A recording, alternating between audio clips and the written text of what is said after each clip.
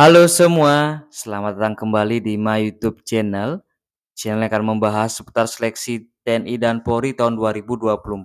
Namun sebelum lanjut jangan lupa klik tombol subscribe dan aktifkan juga notifikasi loncengnya sehingga ketika ada video terbaru dari kami ada notifikasi yang akan muncul.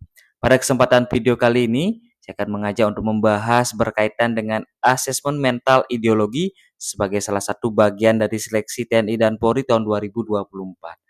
Namun, sebelum kita lanjut ke soal, wajib kita pahami apa sebenarnya asesmen mental ideologi itu sendiri.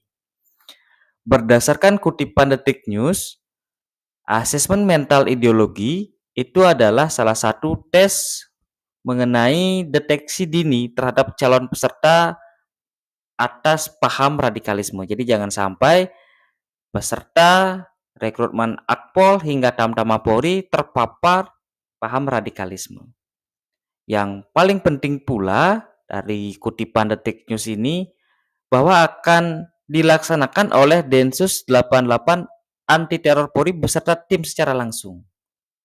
Selain itu, metode tes yang akan digunakan sebagai asesmen mental ideologi ini menggunakan metode CAD atau berbasis komputer.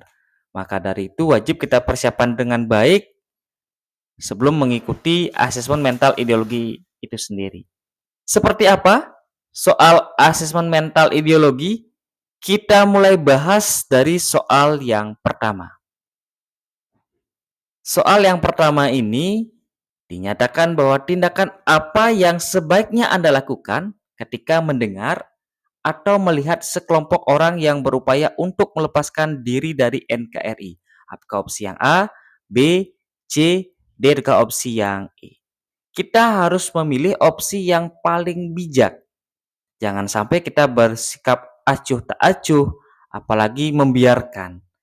Hal yang wajib kita lakukan apabila ada orang yang berupaya ingin melepaskan diri dari bagian negara kesatuan Republik Indonesia, opsi yang tepat adalah opsi yang D.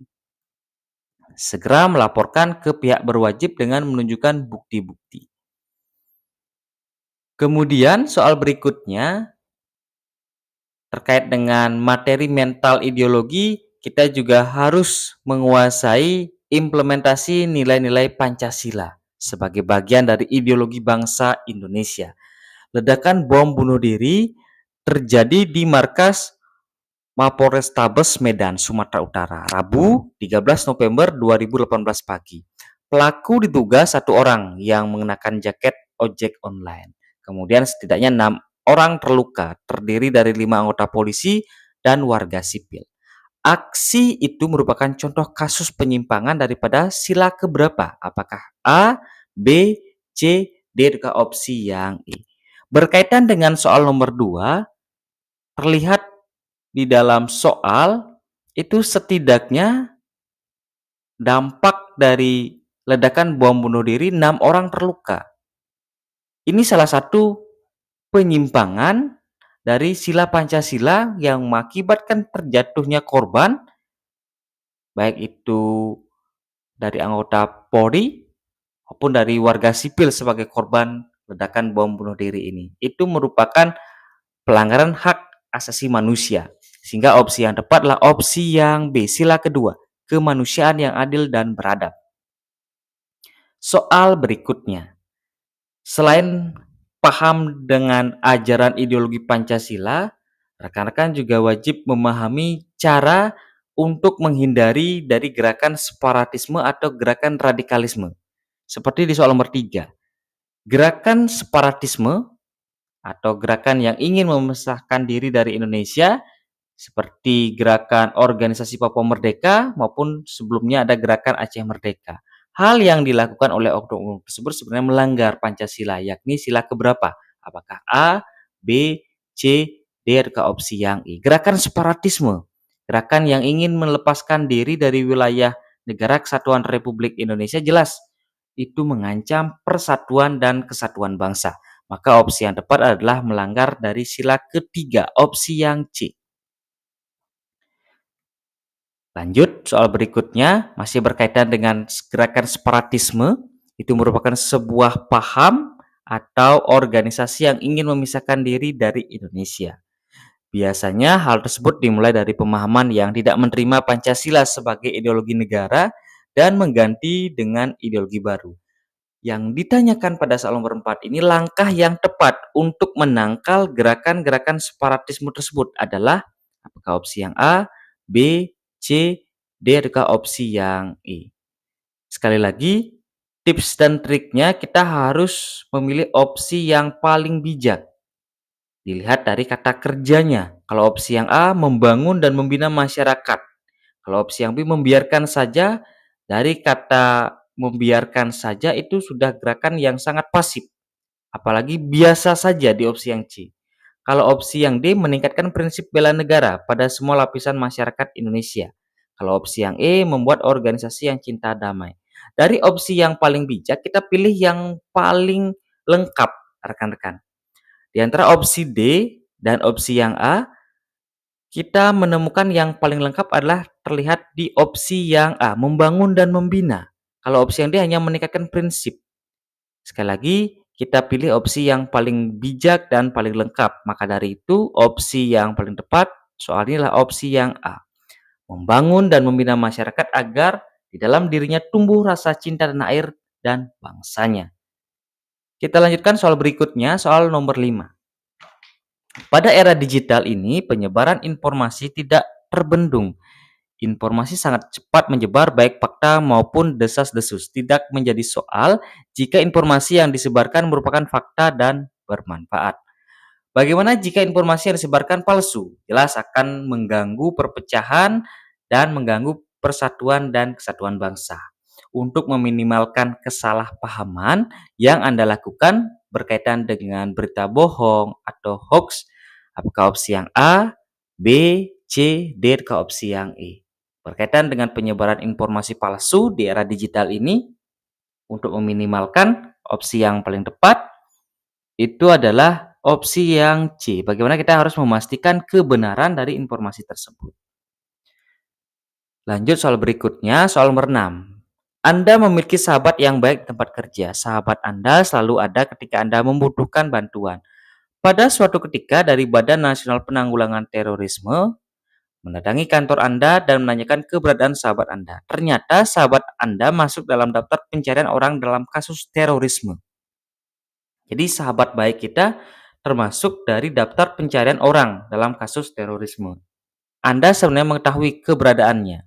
Kita mengetahui keberadaan rekan kita, sikap yang paling tepat berkaitan dengan asesmen mental ideologi, kita harus mendukung gerakan anti radikalisme dan terorisme, rekan-rekan.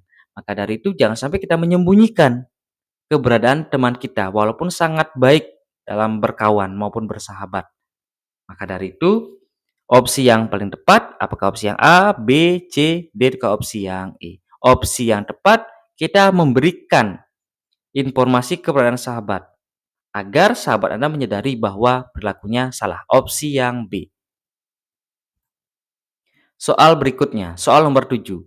Sebagai seorang yang anti radikalisme dan mencintai kedamaian, Anda dituntut untuk selalu siap dan peka terhadap keadaan dan kondisi di sekitar Anda. Terdapat teman yang suka menyendiri karena ia menyesal atas kesalahan yang diperbuatnya dan sempat juga beredar bahwa ia hendak melakukan percobaan bunuh diri. Melihat hal itu yang Anda lakukan, jangan sampai kita tidak peduli, tapi kita harus menanggapi, kita harus berupaya menyelamatkan dari percobaan bunuh diri ini. Apakah opsi yang A, B, C, D, atau opsi yang E? Opsi yang tepat di antara opsi yang ada adalah opsi yang A. Bagaimana kita merangkul dan mencoba membuka diri untuk menjadi teman curhat dengan harapan bisa meringankan bebannya sehingga tidak melakukan percobaan bunuh diri. Sekali lagi opsi yang paling tepat adalah opsi yang A. Kita lanjutkan soal nomor 8. Masih berkaitan dengan mental ideologi terutama anti radikalisme dan terorisme. Minggu 13 Mei 2018, Gereja Katolik Santa Maria menjadi sasaran bom. Gereja itu terletak di Jalan Ngagel, Madya 01 Surabaya. Beberapa orang tewas dalam kejadian ini, termasuk pelaku. Berikut ini merupakan tindakan yang dapat dilakukan agar kejadian tersebut tidak terulang kembali berkaitan dengan ledakan bom di tempat ibadah. Kecuali, ada kecualinya. Mohon diperhatikan. Apakah opsi yang A, B, C, D ke opsi yang E. Kecualinya adalah hal yang negatif. Kalau opsi yang A termasuk sebagai upaya penanggulangan.